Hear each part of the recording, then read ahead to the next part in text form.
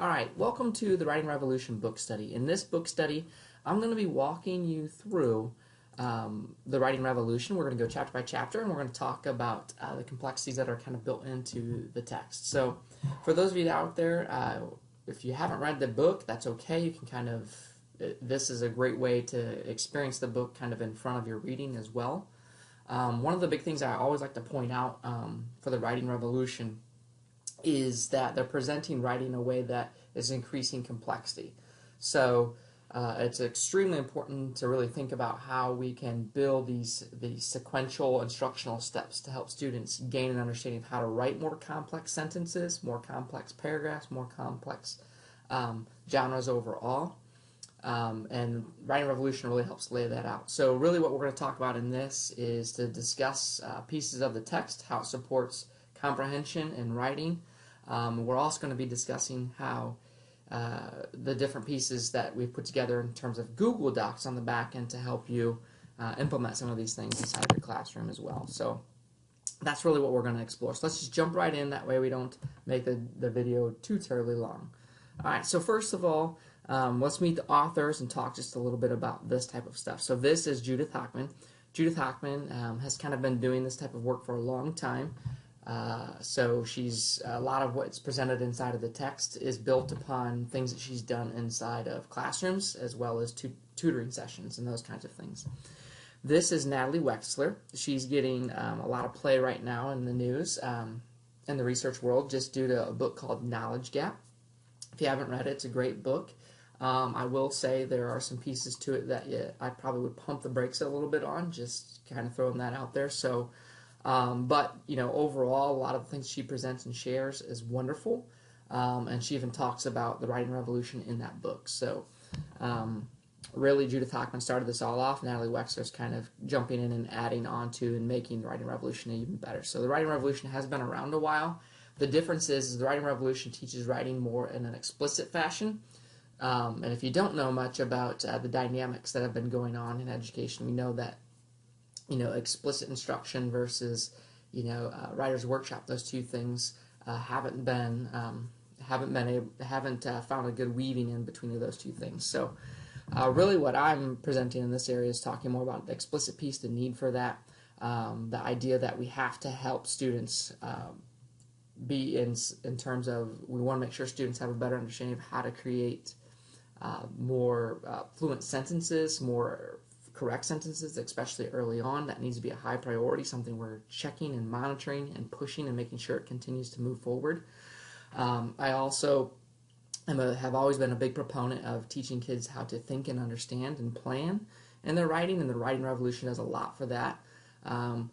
And a lot of the things that I always work with teachers on is, working with kids how to get them to be more successful as writers. And it always once you unravel all these pieces, it really comes down to helping them understand how to plan and how to see the fact that what they're thinking in their head has been creating gaps in their writing because they haven't been writing what they've been thinking about in their head. So we'll explain more of that as we go on. At any rate, these are the two main authors. The person who did the foreword here is Doug Lemov.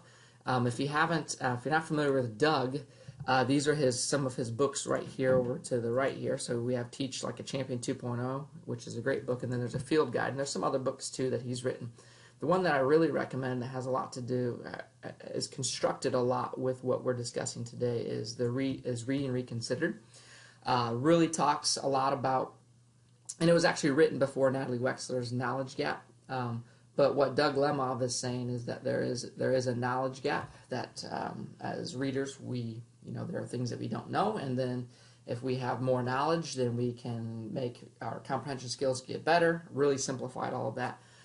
So he really starts with that piece. Also talks about writing in there as well. So there's a lot of great pieces in there. If you haven't read that book, I definitely recommend it. So what are the goals of what we're trying to do? First of all, heighten awareness about how we can use content writing to increase students' text reading complexity. So really this will challenge a few things about Writer's Workshop, I think.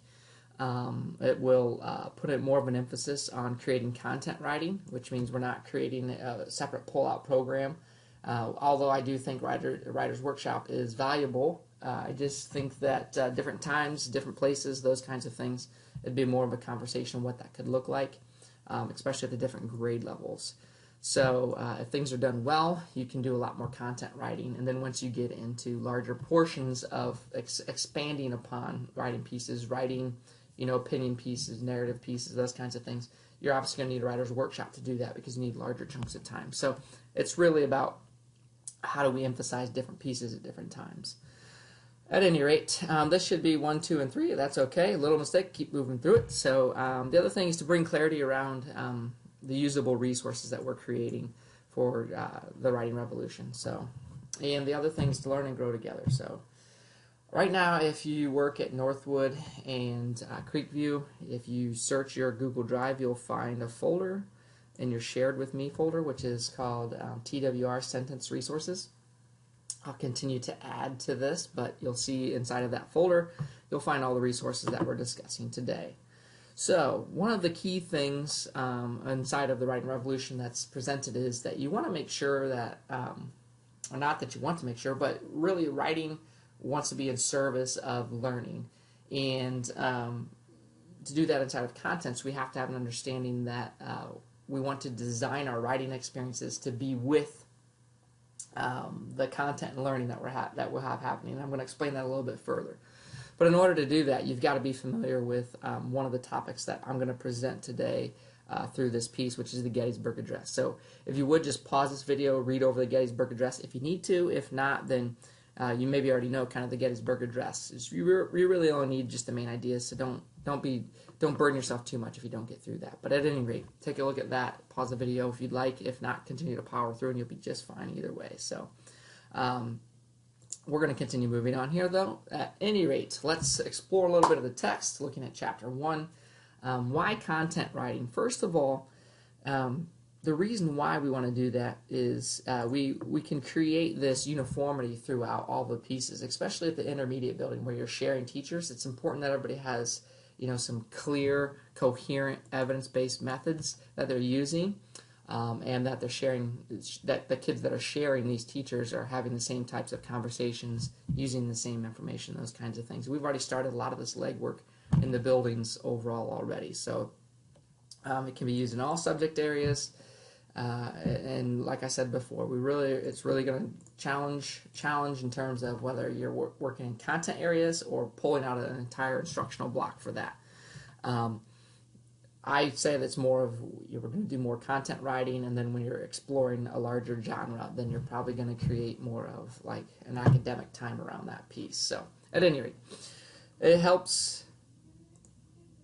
I'm shooting a video, so it helps writers communicate. It helps you, the teacher, monitor students' comprehension, which I think is a critical piece. It improves comprehension as they write about what they know, which I'll explore that a little bit more. It enhances their students' speaking ability. It gives clear directions to students for study skills, which I think is a very, very underutilized thing. I know it kind of seems old school to talk about that, but study skills are important for everybody to have. We use them inside of our lives all of the time. When issues arise in our life, we dig in and we try to find different resources to support what it is that we need, and that is technically a study skill. I'm not going to belabor the point here, but it is an essential piece of what we do. Consistently put students in an analysis mode. So if we allow kids to continually go from planning, writing, revision, then they're constantly analyzing their writing. And that's really what we're presenting here and talking about. So the writing revolution does have 6 principles. I figure it's definitely a good idea to talk about these 6 principles. So students do need explicit writing. That you're going to hear from me without a doubt.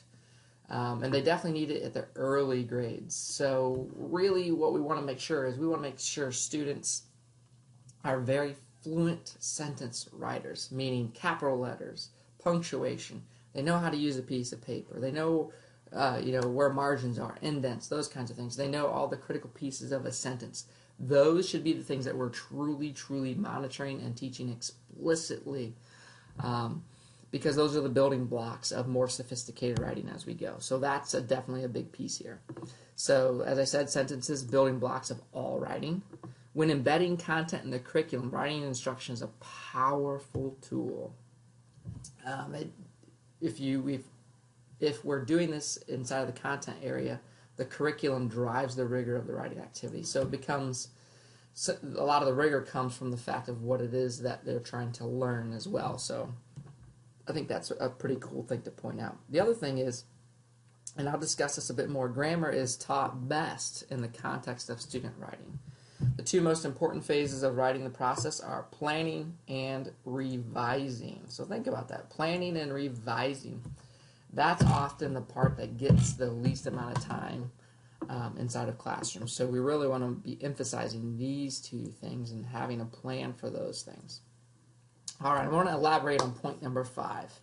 And point number 5, as you remember, is grammar is best taught in the context of student writing. So what that means is sentence diagramming is kind of what a lot of people think of when they think of, working on writing and sentence level work. They think, oh, I'm just going to go and have kids diagram sentences. Well, that does work for some kids, but not for all kids.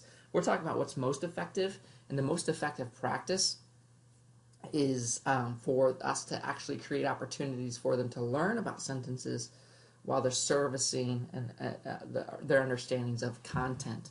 Like, for example, the Gettysburg Address. So pulling out, having students diagram those sentences, labeling the noun, the verb, all those kinds of things, breaking the sentence up, that really adds confusion to struggling writers.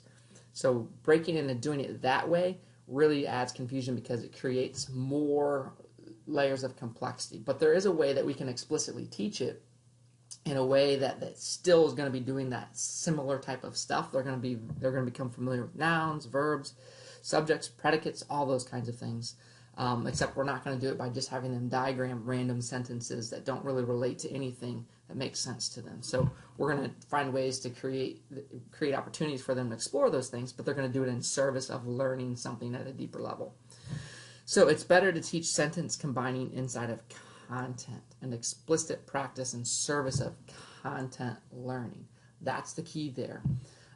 So I'm not saying diagramming sentences does not work. I'm saying that it can cause confusion for kids, and a better way to kind of tackle that is through the approaches that we'll discuss here in the Writing Revolution.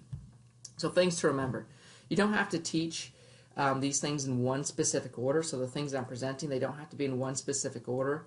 However, as I said, there's more of a leveling of complexity that happens inside of this. So we want to make sure that students can do different things in different orders, and I'll talk about that in our next slide. You can teach things at multiple levels. I don't recommend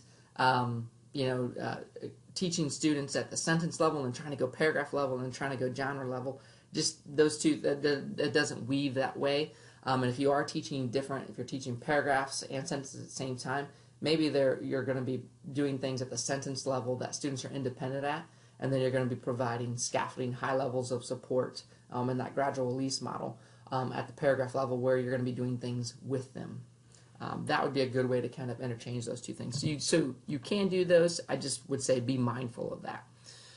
Follow the gradual release model. That's what I just said there. So obviously we know gradual release means that we're modeling something, we're practicing it with support, and then we're allowing students to practice something independently. So every strategy I ever present in any of these videos, just know that you should be doing it through the gradual release model.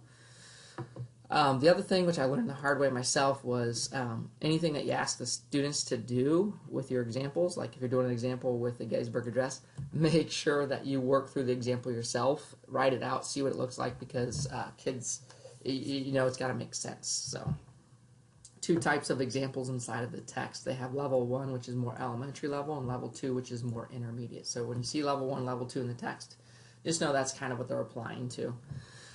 So what we're going to discuss today is what I've done is I've taken all of the things presented in the Writing Revolution, I've placed them in a hierarchy order, which they kind of did already. I also stood on the shoulders of Hockman's work, an earlier work of the Writing Revolution, a first rendition of it, because I feel like that text kind of lays things out in it lays out in a more complexity level, a little bit user-friendly version than the current one. However, the current one has some new thinking, which makes it a little bit better and more advanced. But at any rate, this is inside of that folder that I've already shared with you. You can see that we have capital letter and a period is the first thing that we want to make sure students have an understanding on. So on and so forth through all of these.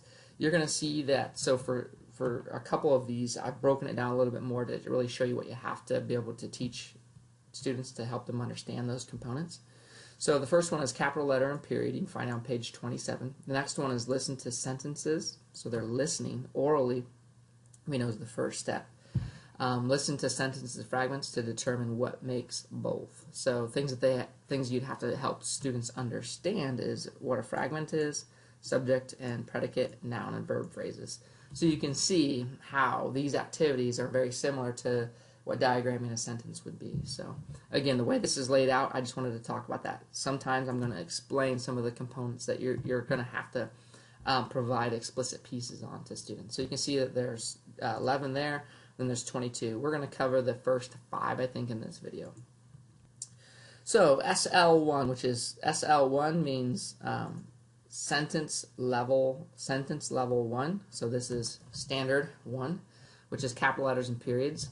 I always highly recommend having anchor charts for all of these different pieces, posting it up on your wall, letting kids explore it. Then once it becomes something that is so ingrained in students that you don't have to really go back to that chart anymore, then it probably could come off the wall. The other piece that I highly recommend for every classroom is to have some sort of revision piece for your students. So COPS is one that a lot of people use. I enjoy that one. There are others out there. Don't feel like you have to use COPS, but it's one that a lot of kids are familiar with, and one that probably a lot of you are already using. But you want to have some sort of revision process that kids go through that really points things out. So with COPS, it's teaching capitalization, order, organization, punctuation, and spelling. That way, when they finish a sentence. So yeah, just make sure that you have one of those pieces. I think is extremely important. So providing mini lessons on this strategy, capital letters, period, is extremely important when constructing a mini lesson. So this is what it's not really part of the writing revolution, but I think it's so critical that I wanted to point it out for you guys early on. When you construct a mini lesson, you want to make sure that your mini lesson statement. So this is a mini lesson statement right down here. Hopefully you can see most of it. When you construct that, the first thing that you want to do in your mini lesson example is you want to say what students will be learning. So we will be learning what it means to capitalize a letter. Then you want to say why they're going to be learning it. Every human being wants to have a rationale. So you want to give that to your kids because it helps make our writing more clear. And then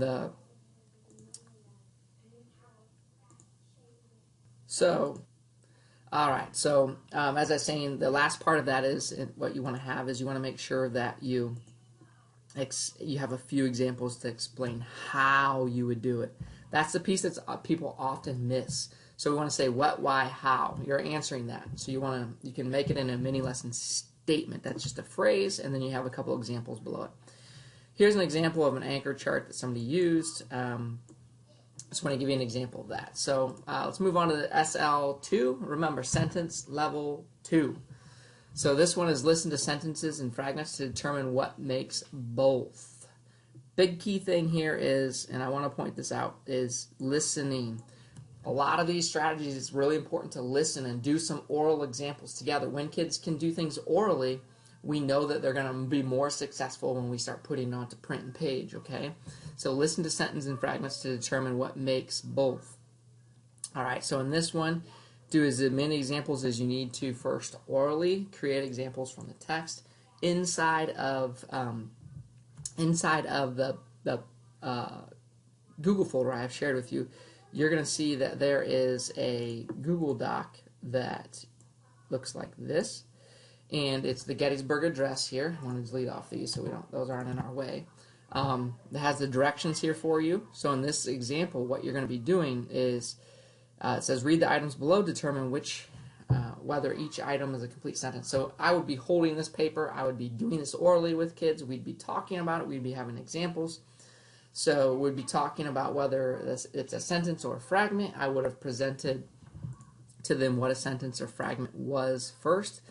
So obviously I'd have a mini lesson statement, those kinds of things, anchor charts already up. We'd talk about what a subject and predicate is. We'd do some examples, and we continue to do this orally until they were successful. When they were successful, I know that I can now move to the written piece.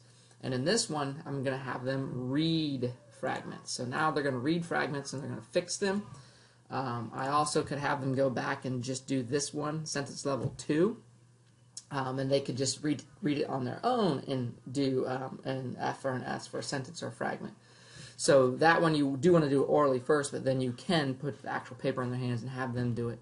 And you can see in this example, I used an example from the Gettysburg Address. All you're going to do is you're going to go in here and you're going to click right here, and then you're going to delete this, and you're going to write a whole new sentence for whatever it is that you're reading. So in this one it says, Abraham wrote the.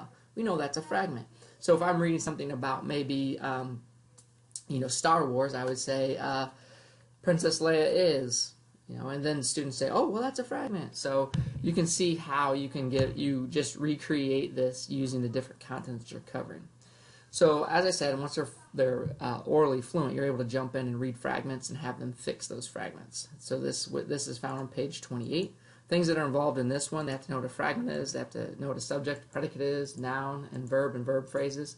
I put some of this over here for you to alleviate some of that for you. So verb phrases is a verb that has more than one word, which we already knew most of these. I'm not going to cover all of that. At any rate, I think grades 2 and up should begin learning the actual wording, subject, predicate. K1, really not an importance, it's just whether or not they can identify sentences, fragments, those kinds of things. Not really dealing with that abstract understanding of what a subject and predicate is.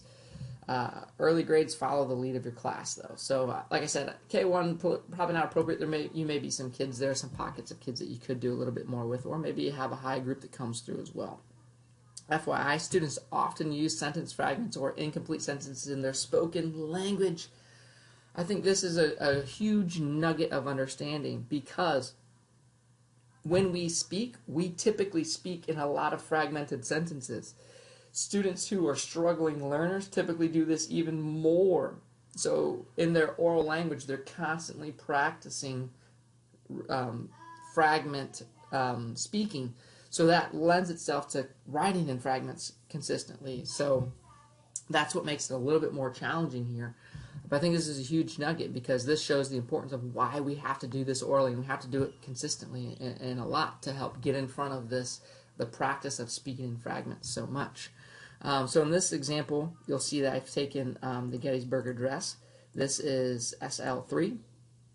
So you'll see here we have, in this example, that you'll be able to go in, click, delete these things, and change it for whatever. So in this one, goes with the Gettysburg Address. So it says, change the sentence fragments into complete sentences, adding correct capitalization and punctuation. Remember, always gradual release. I would be modeling this for them for a few examples. And then maybe a day or two later, I'd be asking them to do it on their own. So in this one, it says Lincoln wrote. Now in this example, they need to take the sentence fragment and turn it into a sentence by using information that they've read inside of the text. So Lincoln wrote. In this one, I would say, Abraham Lincoln wrote the Gettysburg Address. And then I could even provide the year, and I could expand it even more if I wanted to. But that would take a sentence fragment to a sentence. This next one says mainly about slavery. So again, what we're having kids do is we're having them demonstrate their understanding of comprehension. What they read, and while they're doing that, they're servicing the understanding of taking a fragment, turning it into a sentence. So you can see this is what content writing is about. It also does lots of things. It tells us what they can do as a writer. It tells us also what they're learning as a comprehender. So kind of like two birds, one stone scenario there.